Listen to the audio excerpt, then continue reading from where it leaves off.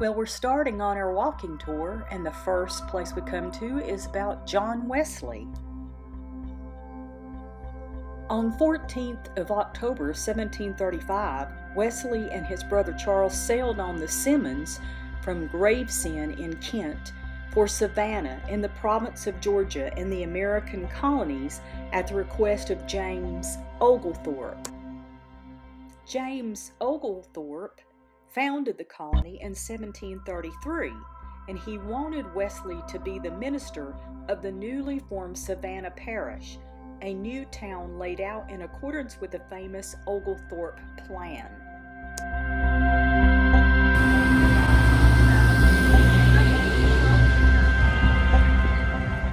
The Oglethorpe Plan is an urban planning idea that was most notably used in Savannah, Georgia, one of the 13 colonies in the 18th century. The plan uses a distinctive street network with repeating squares of residential blocks, commercial blocks, and small green parks to create integrated, walkable neighborhoods. The Oglethorpe Plan was an embodiment of all the major themes of the Enlightenment, including science, humanism, and secular government. And wouldn't you say this is an unusual downspout? The gardens are quite spectacular, and so are the squares. There's so much beauty because of the trees.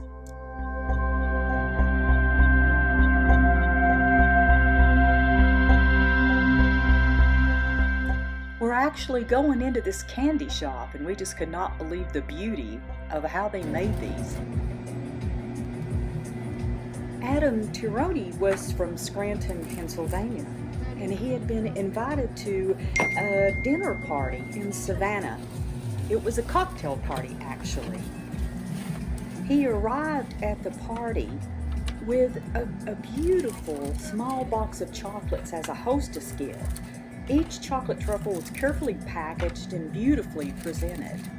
And when they asked him where he'd bought them, he told them he had made and designed them himself. So in 2011, they started Chocolat by Adam Turoni, and here it is.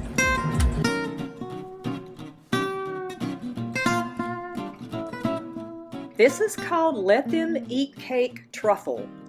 They're quite colorful, aren't they?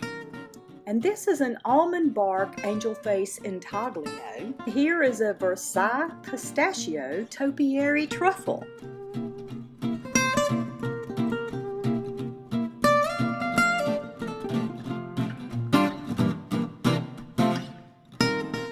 These lovelies are raspberry Chambord truffles. And there's Lane on the other side of the glass going, yummy, yummy. And this is a signature chocolat dark chocolate bar. These are absolutely exquisitely designed, aren't they?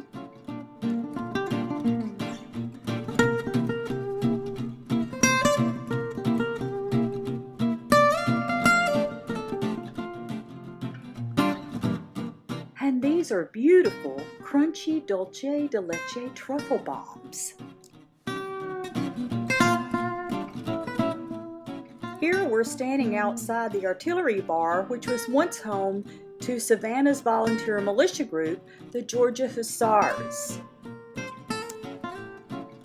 It's an elegant speakeasy serving sophisticated handcrafted cocktails and experiences in the Savannah Historic District.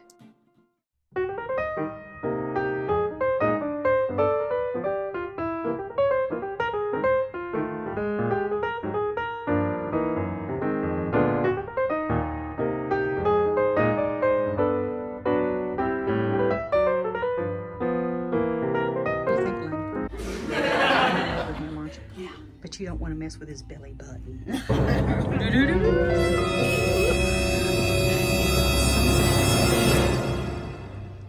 Picture him in. Come closer. Oh, come closer. Hold on. I'm videotaping.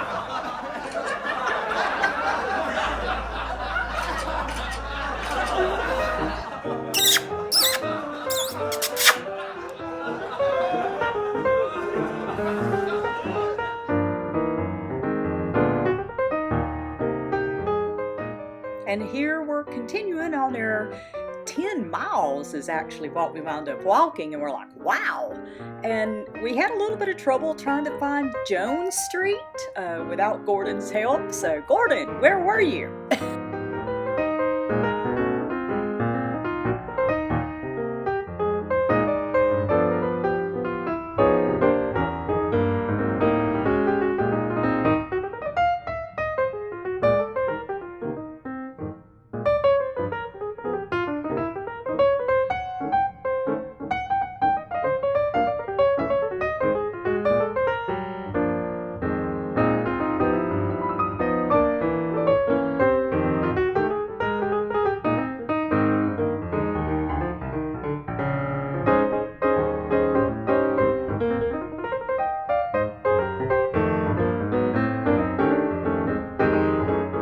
And the walking will be continued. I just couldn't get it all on here. 10 miles is a lot of walking.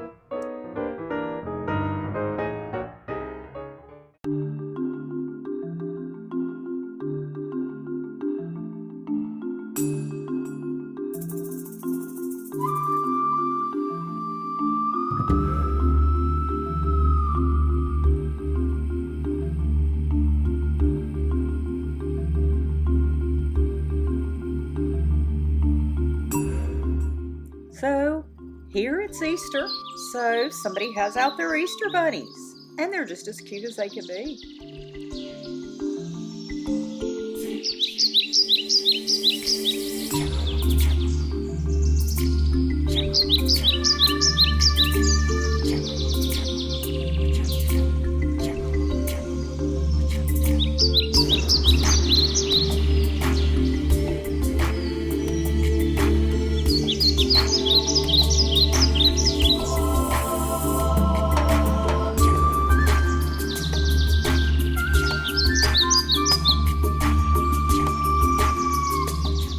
We're coming up on the Wilkes house.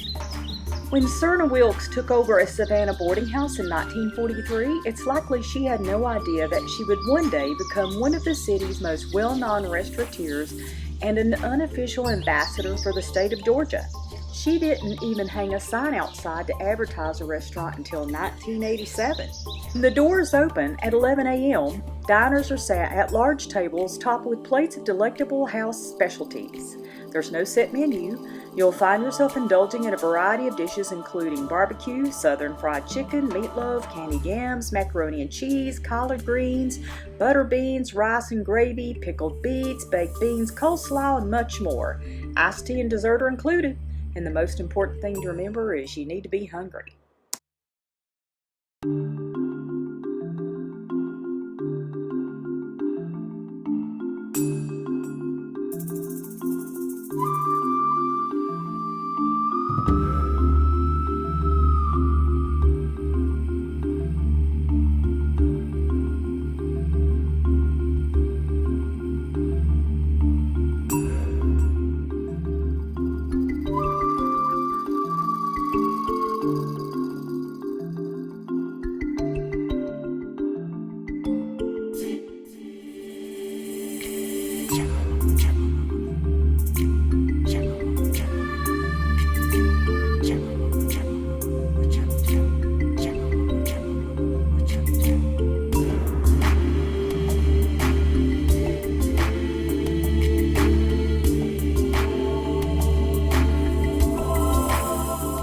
The Mercer Williams House Museum is an opulent Italianate villa-style mansion located in Monterey Square. Originally constructed for General Hugh Mercer, great-grandfather of the famed lyricist Johnny Mercer, it became world famous as the scene of a murder described in the book Midnight in the Garden of Good and Evil became popular.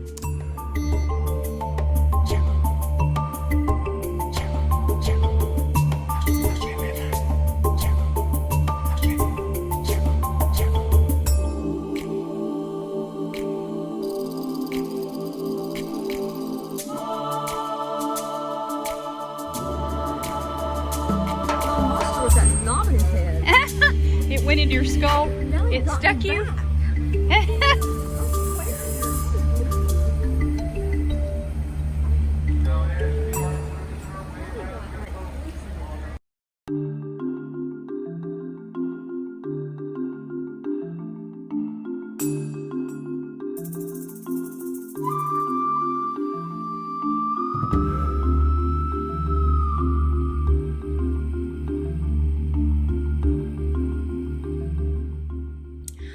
The architectural structure here, it shows a portico, which is this porch that curves around like this.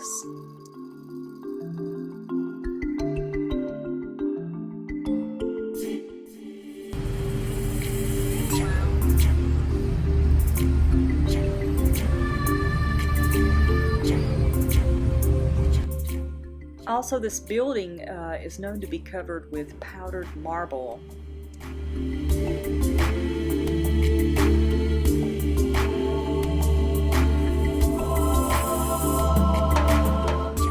Up top, you're seeing the cupola, which was for air ventilation. Huh? Here we're coming into Forsyth Park. It was created in the 1840s, and it's about 30 acres, and it contains a variety of monuments and memorials, as well as a large fountain similar to the one adorning the Place de la Concorde in Paris.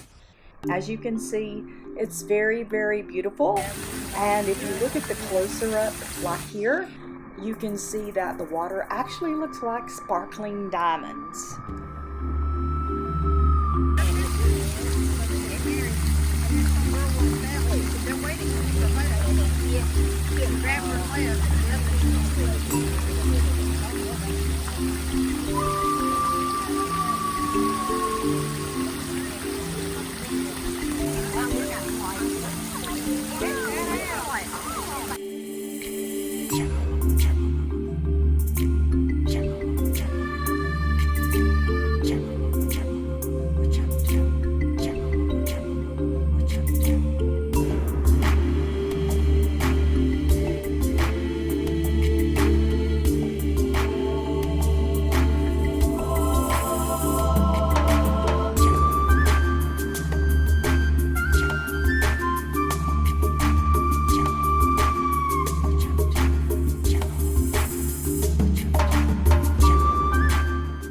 Well, we stopped for a bite of lunch after walking quite a bit, and Lane and Nancy ordered these mimosas. I believe this one was a lavender mimosa, and you're seeing lavender flowers.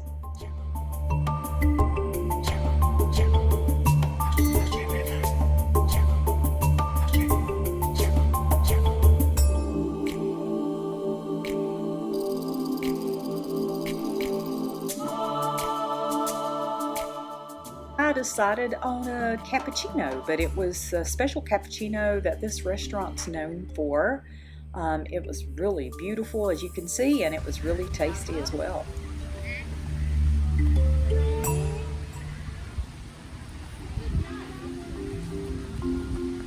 Hey, you guys, let me